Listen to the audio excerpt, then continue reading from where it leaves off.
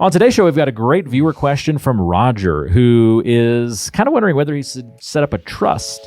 And we're going to dive into his question and more coming up on today's show.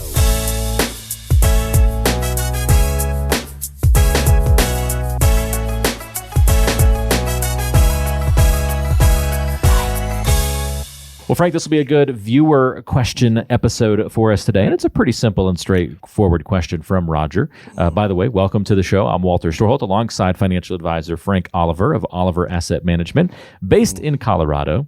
So Roger says, full question here, should I set up a trust to help my kids save money on taxes when they inherit my investment accounts? Right. This question comes up quite regularly in the office, and I don't want to sound like I am negative on trust, because it is probably the strongest estate planning tool that you can exercise for your family. Okay. It brings up an interesting situation, as I'm actually updating my estate plan now. Okay. And so I know quite a few attorneys here in town. So pay close attention, Roger. So she used to sit in Rotary with me, and we became pretty good friends, but we both dropped out about 10 years ago. Just life got a little busy. Okay. So I figured, well, I'm gonna call Jennifer. And I interviewed her on the phone and said, Jennifer, I have sat in on so many estate planning meetings, and every attorney out there suggesting a trust. You know, it's a $3,000 or $4,000, sometimes a $5,000 estate planning tool, right?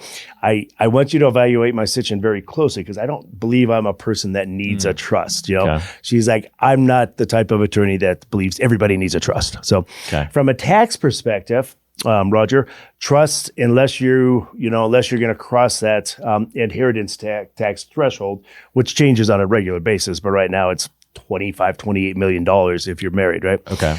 You have to exceed that level in assets before you pay any estate taxes. So the only trust that helps out with taxes would be an ILIT, which is an irrevocable life insurance trust. We actually hold assets in a life insurance policy outside the trust. The trust owns that. Okay. Then that way, when somebody passes away, those assets in that trust, that life insurance pays out tax-free to pay for the taxes. So that will pay the taxes off, right? Interesting. Yeah, but you can't hold the life insurance in just your family trust, because then that counts towards your estate. It's got to be held outside in an ILIT, right?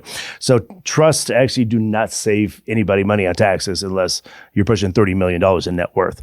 And in certain states, and I think, there's a majority of the states that this is true, where there's trust taxes that come into place, right? So in a lot of situations, the IRS does not know where to trust assets coming out of a trust, so they may place them in a little bit higher tax bracket than the beneficiaries receiving those would have paid taxes if it wasn't in a trust, because they may be in a lower tax bracket. So it's a really good distribution method. It really does not help with taxes whatsoever, though. So, okay. If somebody comes to you in person with this kind of question, are you then working with their estate planning attorney, or bringing in an estate planning attorney to help facilitate that? Yeah, I'd be happy to work with their estate planning attorney. If they don't have an attorney, I know, several, high quality, very qualified estate planning attorneys in Longmont. But don't automatically assume you need that trust. And don't automatically assume that it's going to save you money on taxes, because I think somebody may spend thousands of dollars on a vehicle that didn't save them any money on taxes. There would be other reasons to put this trust in place, of course. But yeah, trusts are a wonderful estate planning tool. Multiple properties in different states, families that are spread out that maybe aren't getting along very well, mineral rights, water rights. There's some definite uses for a trust, but not for saving money on taxes. Okay, very good.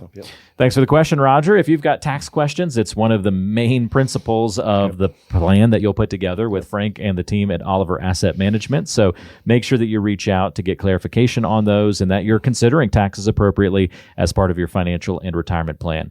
You can schedule a consultation with Frank and the team at the link in the description of today's show. So check that out. And until next time, Frank, thanks so much. Thank you, Walter. We'll see everybody soon. Take care.